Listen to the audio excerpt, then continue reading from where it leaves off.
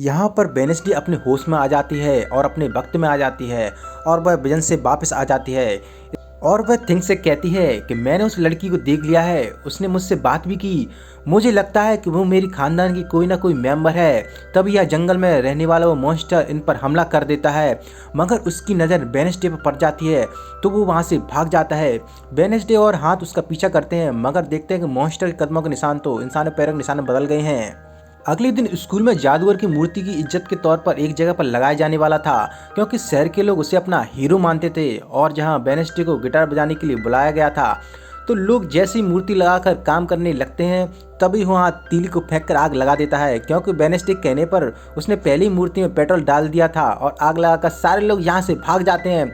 मगर वेडनेसडे वहाँ पर बैठी बैठी अपने गिटार को बजाती रहती है, साथ ही मूर्ति को जलता हुआ देखकर भी बहुत ज़्यादा खुश होती है। प्रिंसिपल वेडनेसडे पर ही शक होता है और प्रिंसिपल समझ जाती है कि ये सब कुछ वेडनेसडे ने किया है।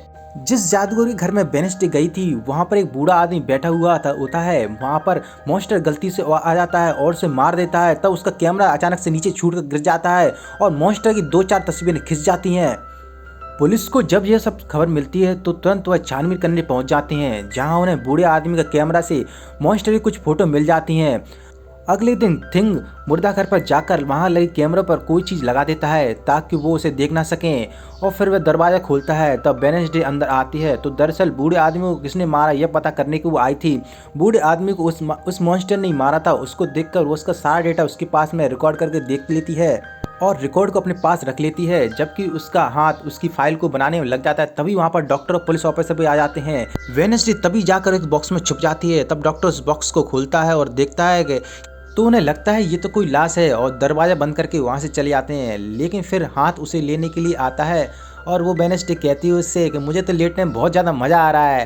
तभी वह अपनी छानबीन से ये पता भी लगवा लेती है कि मॉन्स्टर असल में उस बॉडी पार्ट्स को जमा कर रहा है। कुछ बॉडी पार्ट्सों को उसने जमा भी कर लिया है। अगले दिन जब वह अकेडमी जाती है तो जेवियर की गर्दन पर किसी के पंजों के निशान देखती है। अब हम जेवियर को एक रूम से बाहर आते हुए देखते हैं, लेकिन वेडनेसडे को उसके ऊपर पहले से ही शक था और वो भी उसका पीछा करने लगती है, वहाँ पर चली जाती है। जब वहाँ पर बहुत सारी मॉन्स्टर की ड्राइंग लगी होती देखती है तो वहाँ से 1-2 ड्राइंग लेकर वहाँ से जाने लगती है। तो जेवियर उसे ये सब करते हुए देख लेता है। तो जेवियर पूछता है कि तुम यहाँ सब क्या कर रही हो। तो वेडनेसडे कहती है मैं तुमसे डांस पार्टी के लिए पूछने आई थी। तो जेवियर हाँ बोल देता है उसे। उसके बाद वेडनेसडे उन बनाई हुई जेवियर के द्वारा पेंटिंग्स को पुलिस ऑफिसर को दे देती है। तब पुलिस ऑफिसर उससे कहते हैं इससे कुछ नहीं होगा, ठोस सबूत लेकर आओ। और वेडनेसडे अपनी सारी रिसर्च को अपने एक दोस्त को दिखा देती है ताकि वह उसकी कुछ मदद कर सके। उनमें से एक ड्राइंग को देखकर उसका दोस्त कहता है कि मैं इस जगह के बारे में तो जानता हूँ। इसके बाद वह वेडनेसडे को उस जगह पर ले जाता है जहाँ वो गुफा को देखते हैं दोनों लोग। जहाँ पर गुफा के अंदर जाते हैं तो उन्हें बहुत सारी हड्डियाँ और एक हथकड़ी भी मिलती है। छानबीन करने पर वहाँ उन्हें एक बड़ा सा नाखून मिलता है जिसे वो अपने पास रख लेती है। जिसके बाद जेवियर की पेंटिंग वाले कमरे में वह जाती है और वहाँ से एक डस्टबिन में से एक कपड़े को ले लेती है जिस पर खून लगा हुआ था। जैसे ही वो जहाँ से जाने लगती है तभी जेवियर वहाँ पर आ जाता है। वह वेडनेसडे से पूछता है कि तुम कमरे में क्या कर रही हो। उसके बाद वह वेडनेसडे उससे पूछती है कि चोट तुम्हारी गर्दन पे कैसे लगी, तुम्हें कैसे लगी वो बताओ। तब जेवियर उसे बताता है कुछ दिनों से मॉन्स्टर मेरे सपनों में आ रहा है, इसलिए मैं इसकी ड्राइंग्स बनाता आ रहा हूँ। मगर एक दिन अपने जादू को मैं कंट्रोल नहीं कर पाया और मैंने कंट्रोल खो दिया और मॉन्स्टर ने मुझे अपने पंजों से घायल कर दिया। उसके बाद वेडनेसडे को उस पर ही शक होता है। तो जेवियर सब काफ़ी ज़्यादा गुस्सा हो जाती है और जेवियर भी काफ़ी ज़्यादा उस पर गुस्सा हो जाता है और कहता है फ़ौरन यहाँ से निकल जाओ यहाँ से। वेडनेसडे को वहाँ से निकल जाती है और एक खून का कपड़ा लेकर और वहाँ पर नाखून होता है उसको लेकर पुलिस ऑफिसर के पास जाती है, जहाँ से उससे कहती है ये लो ठोस सबूत और करा लो DNA टेस्ट। और वह पुलिस ऑफिसर से कहती है ये सब ठीक है या और भी सबूत लाऊं। तब वो अपने दोस्त के पास जाती है और कहती है कि डांस पार्टी में जाने के लिए हमारे पास कोई पार्टनर नहीं है, तो हमको डांस पार्टी में नहीं जाना चाहिए बल्कि गुफा में जाकर उस मॉन्स्टर के सबूत को ढूंढते हैं। फिर रात को वेडनेसडे अपने दोस्त के साथ जंगल में जाने के लिए तैयार हो रही होती है, लेकिन तभी दरवाजे पर पीटर आ जाता है और क्योंकि उसे पीटर को थिंग ने बुलाया होता है, इनवाइट किया होता है, वह पीटर को काफ़ी ज़्यादा खुश देखती है। तो वेडनेसडे उसका दिल तोड़ना नहीं चाहती थी, इसलिए अपनी गुफा में जाने की प्लान को वह ख़त्म कर देती है और अपने दोस्त से कहती है कि हम लोग कल चलेंगे। और वेडनेसडे पीटर के साथ में डांस पार्टी के लिए जाने लगती है। लेकिन वेडनेसडे का दोस्त सोचता है कि मैं अकेले ही गुफा में जाऊंगा क्योंकि मैं किसी से नहीं डरता और मैं जंगल में जाकर उस मॉन्स्टर के भी सारे सबूत को लेकर आऊंगा।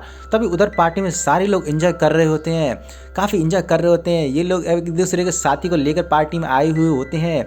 और जेवियर भी वहाँ पर विलन वाली लड़की को लेकर आया हुआ होता है। वो दोनों बहुत ज़्यादा खुश होते हैं, लेकिन जब जेवियर वेडनेसडे को पीटर के साथ में देखता है तो बहुत ज़्यादा जलने लगता है। तो यहाँ पर वेडनेसडे की स्टाइल का गजब का डांस देखकर सारे लोग बहुत ज़्यादा हैरान हो जाते हैं, क्योंकि वह कुछ अजीब तरीका ही डांस कर रही थी जंगल में। वेडनेसडे को तभी यहाँ पर दोस्त पहुँच गया होता है और चुप कर वहाँ से मॉन्स्टर का इंतजार कर रहा होता है। तभी गुफा के पास एक आदमी आकर उस गुफा के अंदर आग लगा देता है और धमाका कर देता है। जेवियर पार्टी में वेडनेसडे को यह देखकर सब कुछ जल रहा होता है, इसलिए वह उस लड़की से कहता है तुम अपना लॉकेट उतारो और ऐसा जादू करो कि मैं उस वेडनेसडे को भूल जाऊं। लड़की जेवियर से कहती है तुम तो पहले मुझसे मदद नहीं मांगना चाहते थे, तो मैं भी तुम्हारी कोई मदद नहीं करूंगी। जेवियर और उस लड़की के बीच में कुछ ना कुछ बहस होती रहती है और जेवियर बहुत ज़्यादा परेशान हो चुका है इन सब चीज़ों से। अब बाहर यहाँ पर कुछ शरारती लड़के आते हैं जो कि आग बुझाने वाली गाड़ी को लेकर आए हुए थे। उसमें उन्होंने पानी की जगह पर लाल पानी को भर दिया था, यानी लाल कलर को उसमें अंदर डाल दिया था और मिलाकर ये पाइप में फिट कर देते हैं, जिसके बाद वहाँ पर पार्टी में ये लोग उसको चालू कर देते हैं। उसके बाद सब लोग रेड रेड हो जाते हैं, सब लोग समझते हैं कि ये खून है, लेकिन वेडनेसडे को नहीं लगता है कि ये खून है और वेडनेसडे को लगता है कि ये सिर्फ एक पेंटिंग का कलर है। उसको टेस्ट करती है, उस बता देती है ये तो सिर्फ एक कलर है और सारे लोग इधर उधर दौड़ रहे होते हैं, भाग रहे होते हैं। तभी वेडनेसडे को विजन्स आते हैं और वो अपने दोस्त को देखते ही भागता हुआ और मॉन्स्टर उसका पीछा कर रहा होता है। ये सब देखकर वह पार्टी से निकल जाती है और बाहर भागती हुई जंगल में पहुंच जाती है, जहाँ अपने दोस्त को देखती है वह घायल होता है और वो बहुत चिल्लाती है, अपने दोस्त को ढूंढने की कोशिश करती है, लेकिन मॉन्स्टर तब तक उसके दोस्त को घायल कर देता है और बहुत ज्यादा वह घायल हो चुका होता है। और वेडनेसडे अपने दोस्त को बेहोश में पड़ा हुआ देखकर काफी ज्यादा घबराती है। इतनी ही देर में एक टीचर भी उसका पीछा करते करते वहां पर आ गई होती हैं, जिसके बाद इस दोस्त को हॉस्पिटल ले जाया जाता है और वेडनेसडे वापस अपने एकेडमी में आ जाती है, जहाँ पर एक वो फाइल को पढ़ रही होती है जो कि उसके पिता के बारे में होती है। अगले दिन स्कूल में पेरेंट्स वीकेंड होता है, जहाँ पर सारे के सारे पेरेंट्स अपने बच्चों से मिलने के लिए आए हुए होते हैं। तभी प्रिंसिपल बोलती हैं कि वेडनेसडे के दोस्त की हालत में सुधार हो रहा है और वह जल्द ही यहाँ पर आ जाएगा। तभी वेडनेसडे अपने रूममेट से कहती है ये सब झूठ बोल रही हैं, वो तो कोमा में हैं। तभी वेडनेसडे अपने मम्मी पापा से मिलने के लिए चली जाती है और वो बताती है उनसे जब से आप लोगों ने मुझे यहाँ पर छोड़ा है तब से मेरे ऊपर बहुत ज़्यादा हमले हो रहे हैं। इन सभी को अपनी अपनी फैमिली से मिलता हुआ देखकर वहाँ पर दूर खड़ी विलन भी अब सही हो गई होती है और वह जेवियर के साथ में बहुत अच्छी तरह से बातें कर रही होती है और उन दोनों की दोस्ती भी हो जाती है। उसके बाद यहाँ पर विलन वाली लड़की की मॉम भी आ जाती है और यह सब देखकर वह ज़्यादा हैरान हो जाती है। तभी हम थोड़ी देर में प्रिंसिपल के पास में वेडनेसडे के मॉम डैड को बैठा हुआ देखते हैं। वो कहती हैं कि वेडनेसडे का इलाज करवाइए। ये एपिसोड यहीं पर खत्म हो जाता है। आगे के एपिसोड देखने के लिए ब्लॉगर यारी को सब्सक्राइब जरूर करें।